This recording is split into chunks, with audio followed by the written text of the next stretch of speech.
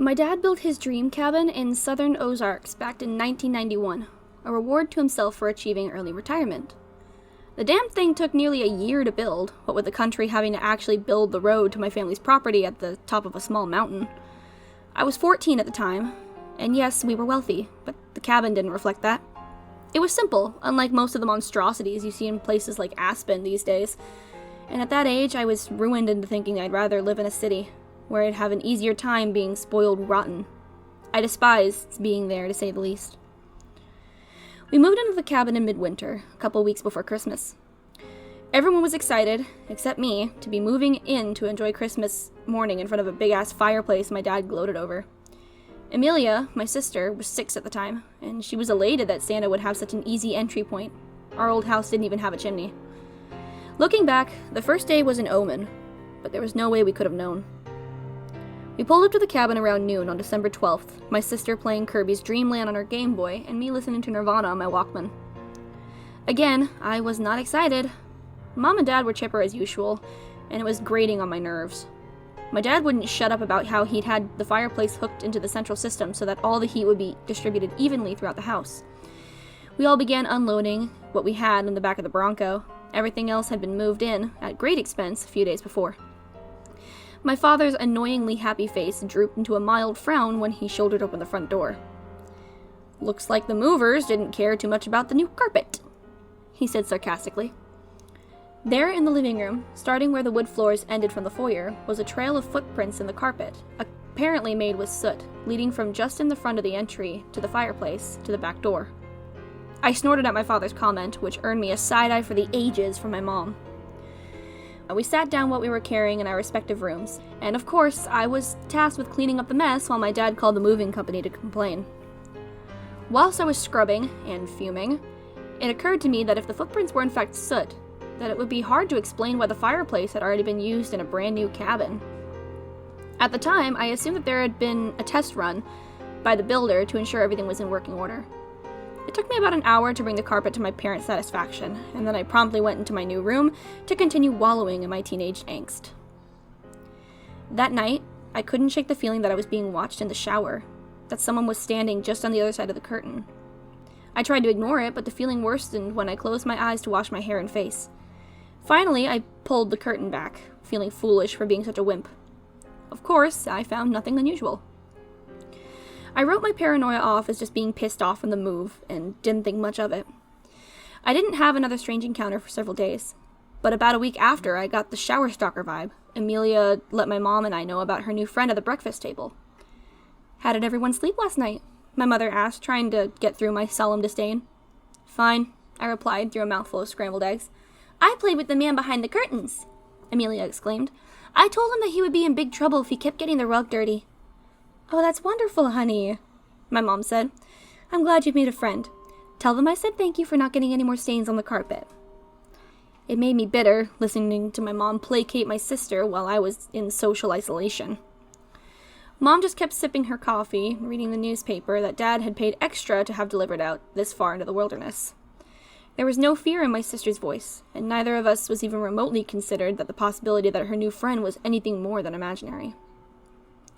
Later that day, I was taking some folded laundry to my sister's room. I put it in her drawer, turned to walk out, and I saw them. 2 charcoal shoe prints under the window curtain, as if someone had been hiding there. Initially, I disregarded them as leftover from the moving crew, just like the others. I ignored them.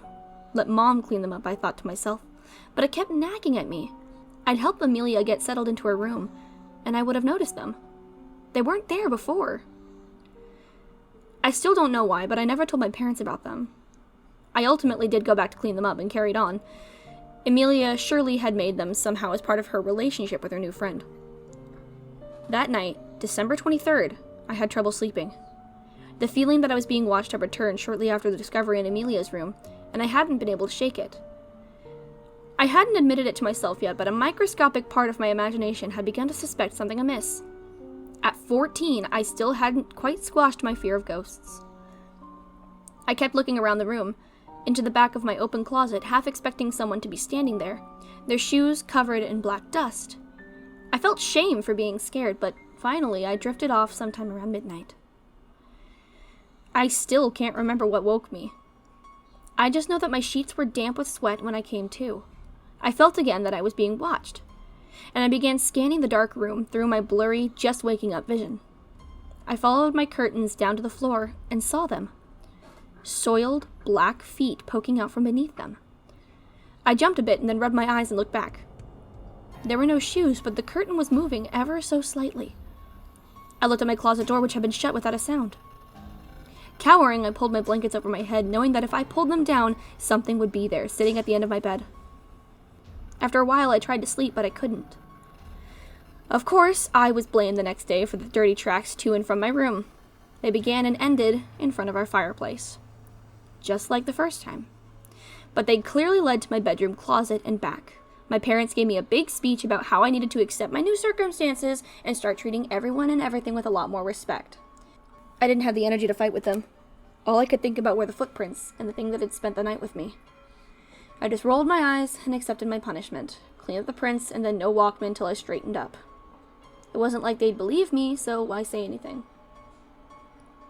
I scrubbed the carpets that day in a daze, remembering what Amelia had said a few days before at breakfast.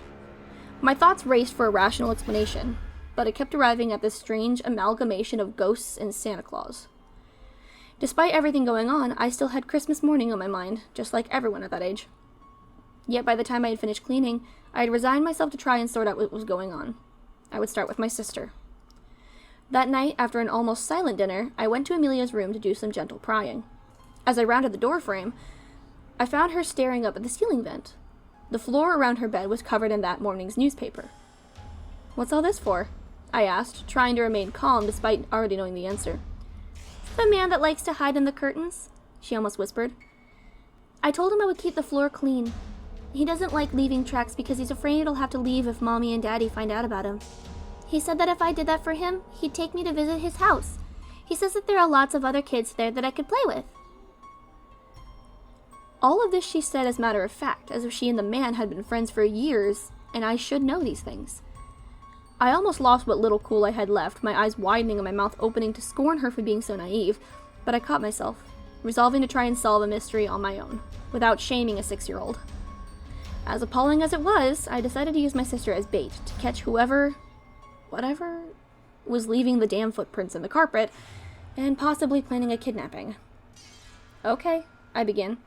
"Just make sure you tell Mom and Dad that all the newspaper is for watercolors or something. That way they don't get suspicious." "I will," she replied enthusiastically. Thank God Amelia was 6 and didn't need a lot of explanation. I left her room with a terrified curiosity, wondering what Christmas Eve would have in store. For what seemed to be the 100th time, I lay in bed, unable to fall asleep. I watched my clock tick for seconds, minutes, hours. I knew that, should anything actually arrive in Amelia's room, I'd hear the crumpling of paper. I also knew that Amelia would be awake, desperate not only for her new friend to come out, but also for the sound of sleigh bells. Just as I began to drift, sometime around 1 a.m, I heard it. The sound of rustling newspaper. I hoisted myself out of the sleeping awake twilight I was in and ejected myself from bed, too stricken with urgency to consider being quiet. I landed on my floor with a thud, and immediately I heard my sister whine from across the hall. "Please, don't go! No, come back!" she cried. I raced out of my bedroom, older sibling protective instincts at full tilt, and into the hallway just in time to be stopped in my tracks. A tall, willowy silhouette stood at the living room end of the hallway. The thing, man, it stood so tall that it stooped, bending at the ceiling, using its long, spindly arms to brace against the walls. The lunar glow coming in through the skylight was just enough to show me that it was uniformly pale, almost paper white and without clothes. I stared up at what I thought should be its face, its lack of features slightly disorienting. It had 2 indentations where there should have been eyes, as if there once were sockets, but skin had been stretched over them. I thought I saw a small slit that must have been a mouth. I began to notice that its body seemed thin, almost 2-dimensional. And then it moved. I gasped as it moved with unnatural motion, as if its joints were the result of being creased and folded into a box, using its abnormally gangly arms to balance on the floor and lurch to my living room. For a moment I considered just going back to my room, but I'd come too far. I summoned what little courage I had and edged toward the living room, peeking around the corner of the hallway's end. In the moonlight, I followed the trail of grayish footprints with my eyes up to the fireplace, where the twin doors into the hearth stood open. I caught a glimpse of a limb being retracted into the chimney. I just stared, not daring to move, not daring to breathe too loudly or too deeply, lest it come back for me. Amelia broke me from the trance. "Don't hurt him," she whispered meekly from behind me. I spun around, startled, my heart thumping in my chest. We locked eyes for a moment, me not believing what I'd seen, Amelia not comprehending why I seemed so disheveled. Finally, I found words. "Go back to bed, Amelia," I stammered. "No, he won't hurt you, he won't." She started to tear up. I kept finding myself unable to speak, as if this thing in our fireplace had stolen my vocabulary.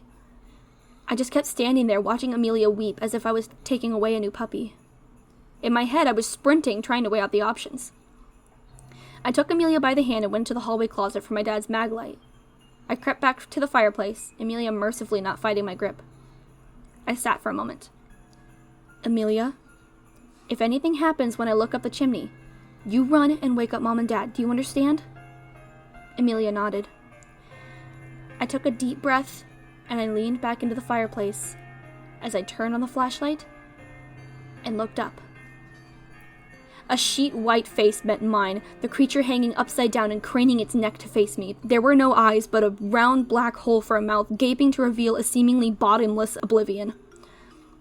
I scrambled out of the hearth and collapsed there on the floor, waiting for it to come out after me as my chest heaved, but it never did. At some point, I got up, ignoring my sister's questions and pleading, as a numb, thoughtless state came over me. I took the fireplace matches, doused the carpet in lighter fluid from the kitchen cabinet, and set the carpet ablaze. This place be damned. Amelia and I never told our parents what happened, and I can't remember much of what happened in the immediate aftermath. After hundreds of hours of therapy, the only solid thing that I can retrieve after looking up the chimney that horrifying Christmas morning is sitting out in the snow with my family, pulling my knees to my chest as we waited for the fire department from a distant town. Amelia wailing about her friend burning alive. By the time the fire trucks got here, the cabin had been burned to the ground. None of the firemen even bothered turning on their hoses. The therapists tell my parents that I've gotten repressed memories as a result from being so miserably sequestered from society at a time when social development is paramount. What a bunch of bullshit. Amelia wouldn't talk to me for a long time because, from her perspective, I'd murdered her friend. A few years later, she began to comprehend. We talked, we reconciled, and we agreed never to speak of it. The fire was attributed to a likely electrical problem within the system that distributed the heat from the fireplace. I guess small-town forensic scientists don't know what accelerants look like. My parents never quite understood why Amelia was convinced that I had caused the fire when the fire department said otherwise. It strained us for a while, but eventually I guess they just let it go, as Amelia's vivid imagination. The day after, we were allowed to sift through the smoldering rubble to try and salvage anything we could. All that we found were a set of footprints that led into the woods and didn't return to the house. We followed them, but eventually they disappeared abruptly. My parents don't know who they could have possibly belonged to, but Amelia and I do.